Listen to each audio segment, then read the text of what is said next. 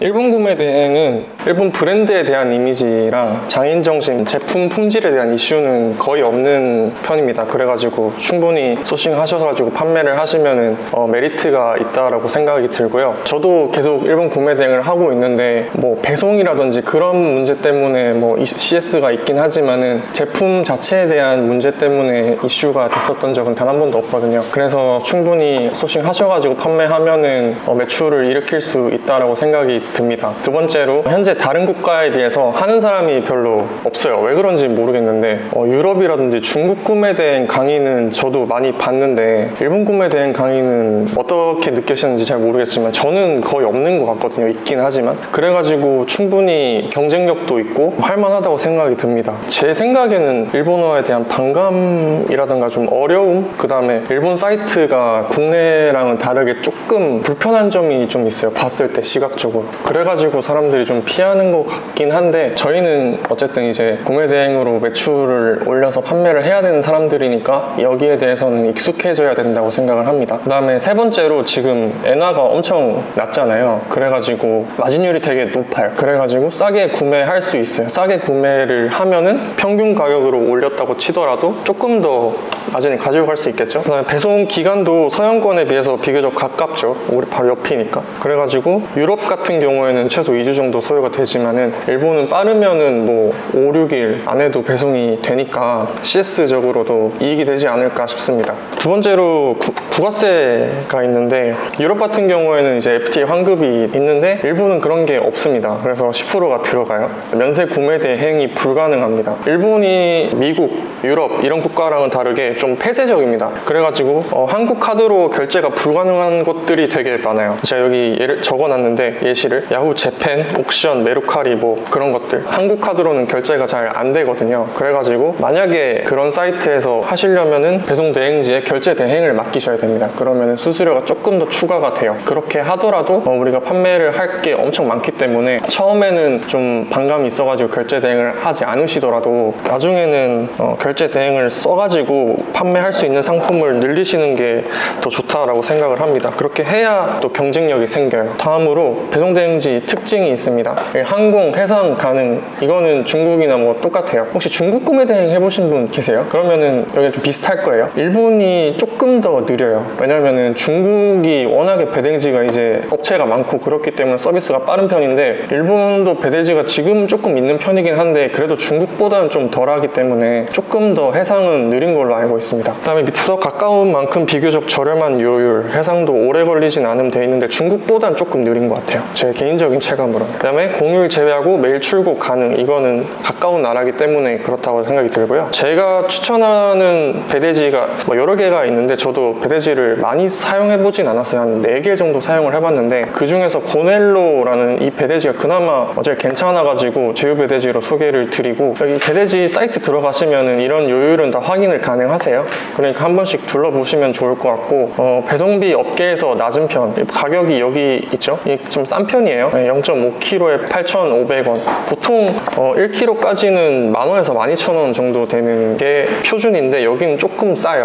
그래가지고 제가 추천을 드리는 거고 CS가 잘 됩니다. 배대지 같은 경우에는 소통이 되게 중요하잖아요. 안 되는 일본 배대지들도 많아요. 왜냐면은 그쪽이 CS만 하는 게 아니기 때문에 소통이 좀 느린 게 많은데 여기는 CS가 되게 빠른 편입니다. 그래가지고 한번 보시면 좋을 것 같고 구매 대행, 배송 대행이 전부 가능하다. 항공, 해상 둘 다 가능하다라고 제가 적어 놓긴 했는데 통상적으로는 항공을 하는 게 저는 좋다라고 생각이 들어요. 왜냐하면 배송 기간이 항공이 압도적으로 빠르기 때문에 일단 느리면은 CS가 무조건 들어오거든요. 배송이 언제 되냐, 왜 이렇게 늦게 오냐, 이렇게 사람들한테 CS가 들어오기 때문에 평균적으로는 항공을 사용하시되 엄청 무거운 제품이나 아니면 액체류 같은 경우에는 해상을 사용을 하셔야 됩니다. 그 다음에 주의점이 있습니다. 일본에는 우리나라랑 전압 전류가 달라요. 그래가지고 똑같은 제품이라도 그 일본 내수용 상품을 우리가 갖고 오게 되면은 콘센트 꽂았을 때 저기 다르거든요. 그래가지고 프리볼트 제품 이게 돼지코어를 사용해야 된다라고 제가 적어놨죠. 이거를 안 하시면은 무조건 반품이 들어올 거기 때문에 이거를 처음에 소싱을 하시고 상품을 올릴 때 잘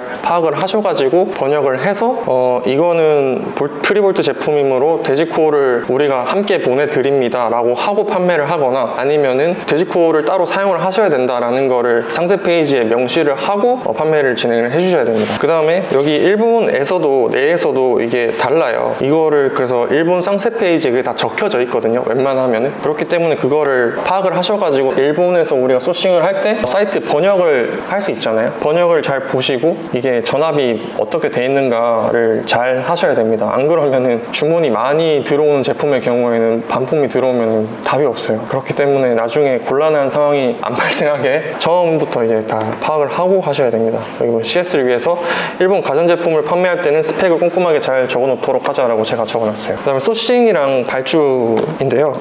첫 번째로는 뭐 되게 소싱하는 방법이 다양하고 다른 강사님들이 어떻게 설명을 하셨는지는 모르겠지만 저 같은 경우에는 이런 식으로 소싱을 하고 있습니다. 배송 대행지 후기, 뭐 제가 몰테일이라고는 적어 놓긴 했는데 배송 대행지가 엄청 많아요. 그런 사이트들에서 들어가셔가지고 보고 소싱을 하셔도 되고, 몰테일이라고 제가 남겨놓은 거는 제일 크기 때문에 몰테일이라고 남겨놓은 거예요. 그리고 후기를 제일 좀 눈에 띄게 올려놨어요. 그렇기 때문에 몰테일을 적어 놓은 거고, 다른 여러 가지 배대지가 있기 때문에 거기서도 파악을 충분히 하셔서 판매를 하실 수가 있습니다. 일본에서만 판매되고 있는 상품들이 많기 때문에 현재 독일 아마존과 달리 아마존 재팬에서 소싱해서 판매해도 경쟁력이 있는 것이 장점이다 라고 적어 놓은 게, 독일 아마존이라던가 미국 아마존이라던가 조금씩 보셨는지 모르겠는데 판매되는 상품이 다릅니다. 똑같은 아마존이라도 국가별로 판매되고 있는 상품이라던가 그런 뭐라고 해야 될까, 브랜드들이 다르기 때문에, 물론 검색해 보시면 각각 나오겠지만 가격이라던가 뭐 순위가 다 다를 거예요. 그렇기 때문에 아마존 재팬에서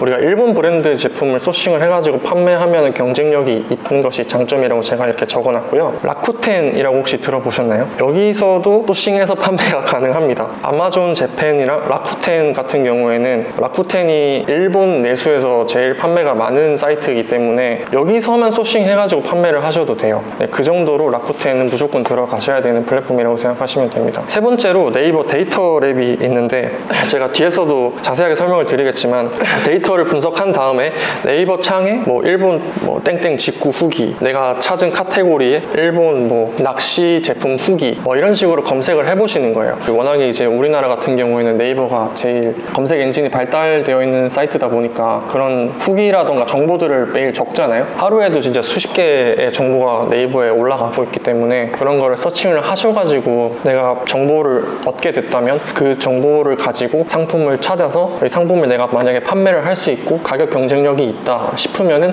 올려놓으시면은 반응을 이끌어내실 수가 있습니다. 다음으로 네이버 카페 후기인데 이것도 비슷해요. 네이버 쇼핑에서 사람들이 많이 안 팔고 있는데 수요가 있는 제품이다. 사람들이 팔고 있지만 내가 일본에서 갖고 온 상품들의 가격이 어느 정도 경쟁력이 있고 나도 비빌 수 있겠다 싶으면은 네이버 카페에 들어가가지고 정보를 찾을 수 있겠죠. 그렇게 해가지고 판매를 하셔도 괜찮습니다. 넷플릭스, 유튜브라고 제가 적어놨는데, 이런 SNS라던가 이런 영상, 그런 것들을 이제는 많이 보셔야 됩니다. 왜냐하면 할아버지 할머니도 이용하는 게 요즘 유튜브예요. 그렇기 때문에 전 세계에서 제일 많이 사용하는 영상 플랫폼이라고 해야 되나요? 그게 유튜브잖아요. 그렇기 때문에 유튜브를 무조건 활용을 하셔야 되고, 넷플릭스를 제가 넣어놓은 이유는 뭐냐면은 일본이 아무래도 그 애니메이션이라던가 그런 게 제일 유명하기 때문에, 발달이 돼 있기 때문에, 넷플릭스도 우리나라에서 많이 사용하는 OTP잖아요. 뭐 많은 OTP가 있지만 그래도 제일 대중적인 거는 저는 넷플릭스라고 생각을 하거든요. 다른 OTP를 사용하시거나 그러면은 거기서 참고를 하셔도 괜찮습니다.